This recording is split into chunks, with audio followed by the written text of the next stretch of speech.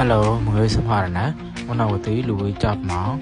Bắt đầu có sẵn bao trẻ thay trái mà nó có bỏ cho chuyện về mà tạo đảo. Nhau tí là vui lại phải cha này mà lòi.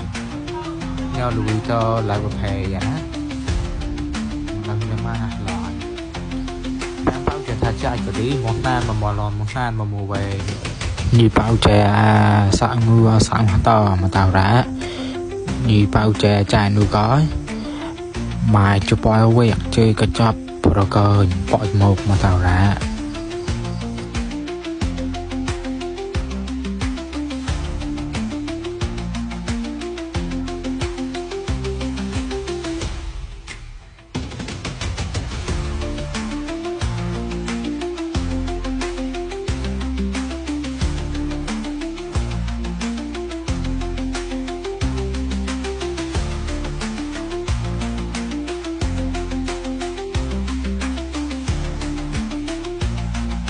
nhau cái tí lùi to chặt này tạo thể á prieng là một sắc hai nước mưa đó bao chè là lấy nhau lùi mà hai tí lùi ta ba coi thật chạy nó kịp thời là người chơi chơi